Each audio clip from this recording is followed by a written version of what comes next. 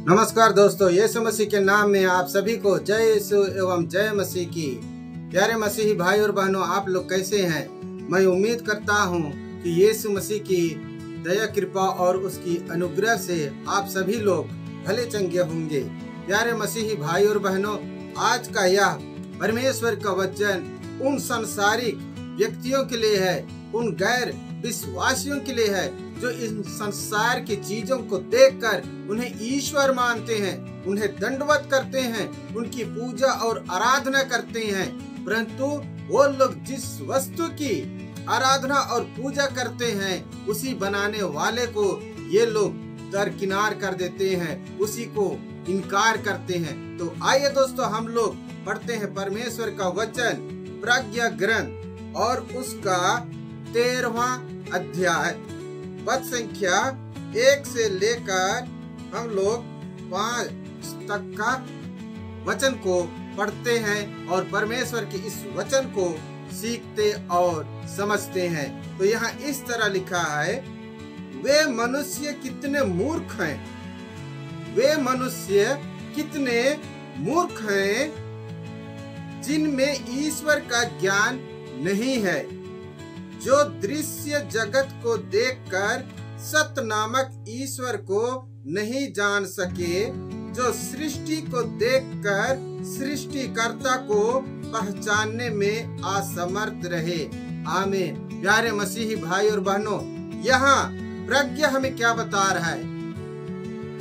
उन गैर विश्वासियों के बारे में कह रहा है, इन संसारिक लोगों के बारे में कह रहा है कि जो चीज वो लोग अपनी आंखों से देख रहे हैं, इस पहाड़ को, पेड़ पौधों को, सूर्य चांद तारों को देख रहे हैं और उसकी पूजा कर रहे हैं, उसको भगवान का दर्जा दे रहे हैं। उनके प्रकाश में ये लोग सोचते हैं कि हम लोग जीवन जी रहे हैं, ये यदि नहीं होते तो शायद हमें भोजन न मिलता, हमारा जीवन नहीं होता। उनकी ये सोच है। इसीलिए प्रज्ञा हमें बता रहा है कि जिस चीजों की ये लोग पूजा करते हैं, आराधना करते हैं, उन चीजों को बनाने वाले को ये लोग भूल गए हैं और उस सत्य नामक, उस सत्य ईश्वर को, वो महिमा से परिपूर्ण ईश्वर को ये लोग भूल गए हैं। और इतना कि उनको ढूंढना भी नहीं चाहते या जानना नहीं चाहते कि वो लोग आज जिस चीज को देख रहे हैं और जिसकी वो लोग आज पूजा कर रहे हैं, जब वो इतना पावरफुल है, इतना ताकतवर है, सूर्य जब उदय होता है पूरे संसार को प्रकाश देता है,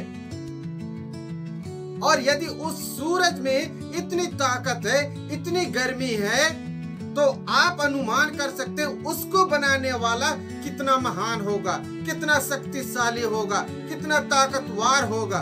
और इसीलिए यहाँ पर वचन कह रहा है कि वे लोग कितना मूर्ख हैं, वो लोग कितना अनजान है, कितने बेवकूफ हैं, वो कितना भटके हुए लोग हैं कि वो लोग जिस चीज को देख रहे हो उसकी पूजा कर रहे हैं, लेकिन जिसकी वो पूजा कर रहे हैं उसको बनाने वाले को ये लोग नहीं ढूंढ रहे हैं, उसे पहचान नहीं पा रहे हैं। और इन सारी चीजों को बनाने वाले का ना तो ये पूजा करते हैं और न ही आराधना करते हैं। इसीलिए प्रज्ञा क्या कह रहा है, ये लोग कितने मूर्ख हैं कि इनमें ईश्वर का ज्ञान नहीं है। यदि इनमें ईश्वर का ज्ञान होता तो ये जितने भी दिखने वाली वस्तुएं हैं, इन सारी वस्तुओं को बनाने वाले का ये लोग खोज करते, छानबीन करते कि भाई ये चीज ऐसा है तो इसको बनाने वाला कौन है, उसका नाम क्या है, वो कैसा है, कहाँ रहता है।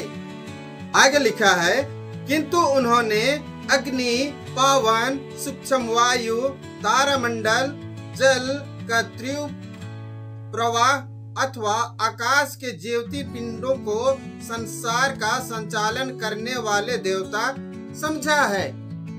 जैसे कि वचन कह रहा है, जैसा कि आज के दिन में हम देखते हैं, जैसे सूर्य उदय होता है उसकी लोग पूजा करते हैं, उसको जल चढ़ाते हैं। किसी नदी का बहाव बहुत तेज है तो लोग समझते हैं कि यही देवी देवता है।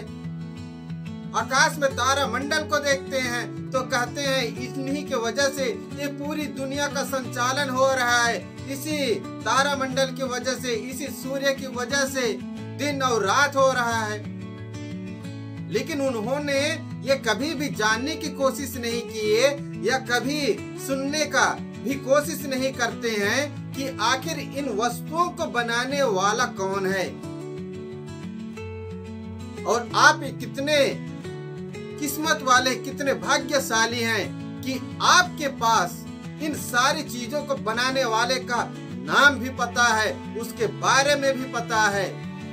और वो है पिता ईश्वर, वो है आपका यीशु मसीह, वो है आपका पवित्र आत्मा, जिसे आप जानते और सुनते हैं और अपने जीवन में ग्रहण कर चुके हैं। लेकिन वो लोग कितने मूर्ख हैं जिसे इन सब को बनाया उसी को नहीं जानते हैं। आगे वचन कहता है, यदि उन्होंने इन वस्तुओं के सौंदर्य से मोहित होकर इन्हें देवता समझ लिया है तो वे यह जान जाएं कि इन सब का स्वामी इनसे कितना श्रेष्ठ है। आमीन, हालेलुया, परमेश्वर की महिमा हो। आज हम पहाड़ों को देखते हैं, कहीं ऊंचे हैं, कहीं नीचे हैं, और उनमें हरे भरे पेड़ पौधे हैं।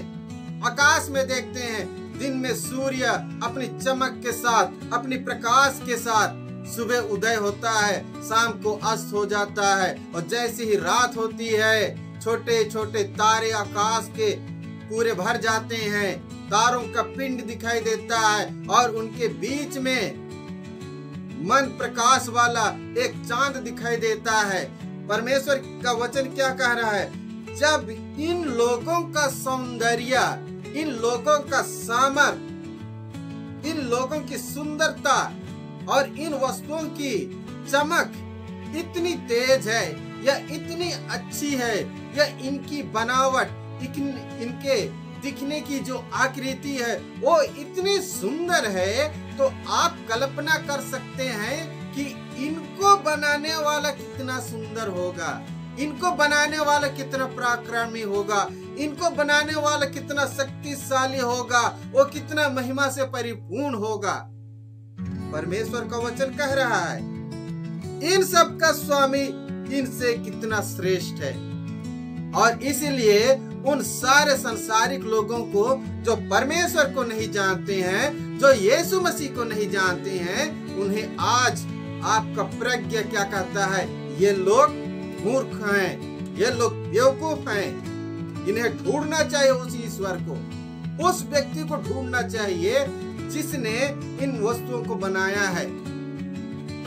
आगे कहता है, क्योंकि समस्त सौंदर्य के मूल स्रोत द्वारा इनकी सृष्टि हुई है, और यदि वे इन वस्तुओं की शक्ति और क्रियाशीलता से प्रभावित हुए तो वे इन वस्तुओं से अनुमान लगाएं कि इनका निर्माता कितना अधिक शक्तिशाली है।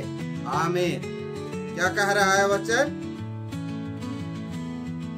क्योंकि समस्त सौंदर्य, ये संपूर्ण पृथ्वी की बनावट, इसकी सुंदरता, आकाश की बनावट, उसकी सुंदरता, दिखने वाले सूर्य चांद तारे, इनका जब सौंदर्य, इनकी सुंदरता, इनकी ताकत जब इतनी है, और ये सब के सब कहां से आए हैं, उनका मूल स्रोत क्या है, ये लोग कहां से पैदा हुए, कहां से प्रकट हुए, या इनको कौन बनाया। जब ये लोग इन सब की खोज करेंगे, पड़ताल करेंगे, तब उन्हें पता चलेगा कि इनका मूल स्रोत, इन्हें बनाने वाला महापराक्रमी यहोवा परमेश्वर है। आगे लिखा है, क्योंकि सृष्टि वस्तुओं की महानता और सौंदर्य के आधार पर इनके निर्माता का अनुमान लगाया जा सकता है, और इन सारे अंधविश्वासियों के लिए, ये जो संसारिक लोग हैं, ये जो गैर विश्वासी हैं, जो परमेश्वर को नहीं जानते, जो यीशु मसीह को नहीं जानते, जो पवित्र आत्मा को नहीं जानते, उनके बारे में वचन कहता है उन्हें अनुमान लगाना चाहिए कि यदि आप एक पेड़ को देख रहे हैं, आप इतना जानते हैं ना कि एक पेड़ बड़ा होगा, उसमें पत्तियां आएंगी, उसमें डाल आएगा, उसमें फूल आएगा, फलेगा, फल में बीज निकलेगा, वो बीज गिरेगा जमीन पर, फिर वहां से अंकुर होगा, फिर वो पौधा बनेगा, पेड़ बनेगा, फिर उसी क्रिया को ये दोहराएगा। लेकिन इस क्रिया को क्रियान्वित करने वाला या संचालित करने वाला कौन है, ये उनको पता करना चाहिए। आज हम देखते हैं सूर्य सुबह पूर्व दिशा से उदय होता है, शाम को पश्चिम दिशा में अस्त हो जाता है। तो इसका संचालन कौन कर रहा है, ये किसके प्रभाव से चल रहा है, इन सारी चीजों का उन्हें पता लगाना चाहिए। जैसे ही सूर्य पूर्व दिशा से उदित होता है, लोग उसे जल चढ़ाते हैं, उसकी पूजा करते हैं, उसकी आराधना करते हैं अगरबत्ती जलाकर, जबकि वो आपके लिए कार्य करता है। परमेश्वर ने आपको आपका पुत्र कहा है, अपना पुत्र कहा है। उसने किसी और को, उन्होंने स्वर्गदूतों को पुत्र नहीं कहा, परंतु हम मनुष्य जाति को उसने पुत्र कहा है, बेटा बेटी कहा है। और इसलिए आपकी सेवा के लिए सूर्य प्रतिदिन अपना कार्य करता है, क्योंकि सूर्य जानता है कि उसको बनाने वाला महाप्रतापी राजा कौन है, और वो उसके आदेश का उल्लंघन नहीं कर सकता। चाहे बादल हो, चाहे ठंड हो, वो अपने नित्य समय में अपना कार्य पूरा करता है। तो जब वो इतना शक्तिशाली होने के बाद में भी अपना काम निरंतर करता है, उसके आदेश का उल्लंघन नहीं कर सकता, तो इन सारे संसारिक लोगों को उस महाप्रतापी राजा का पता करना चाहिए, छानबीन करना चाहिए, ढूंढना चाहिए कि वास्तविकता क्या है। और आज प्रियो, प्रज्ञा का वचन यही कहता है। इसलिए मेरे मसीही प्रिय भाई और बहनों, इन सारे सनातनियों से आप लोग मत डरिए, इन दिखावटी चीजों का पूजा पाठ करने वालों से आप मत डरिए, क्योंकि आज के दिन में हम जो कुछ भी देखते हैं, उन सबको बनाने वाले महाप्रतापी राजा का आप बेटे हो, और आप उसकी आराधना करते हो, आप उसकी पूजा करते हो। वो आपका सृष्टि करता है, वही आपका मुक्ति दाता है, और वही आपको अनंत जीवन प्रदान करेगा अपने स्वर्ग राज में। और यही हमारा विश्वास है। तो मैं विश्वास करता हूँ, मैं उम्मीद रखता हूँ दोस्तों, कि आप लोग इस तरह के वचन को सुनकर परमेश्वर के सामर्थ और उसकी महिमा के लिए अपने जीवन को आनंदित करते हैं। आप विनम्रता के साथ, हिम्मत के साथ आगे बढ़ने का साहस पैदा करते हैं, और यही है ख्रिस्ती जीवन, यही है विश्वासी जीवन। लगातार हर हालत में परमेश्वर के प्रति अपने आप को प्रस्तुत करना। प्यारे मसीही भाई और बहनों, यदि आप लोगों को यह वचन प्रेरित करता है परमेश्वर के प्रति, तो इस वीडियो को ज्यादा से ज्यादा शेयर कीजिए, लाइक कीजिए, और यदि आप नए हैं तो मेरे चैनल को सब्सक्राइब करके मुझे भी सपोर्ट कीजिए। तब तक के लिए आप सबों को जय यीशु, जय मसीह की। परमेश्वर की आशीष आप सबों के साथ रहे। आमीन।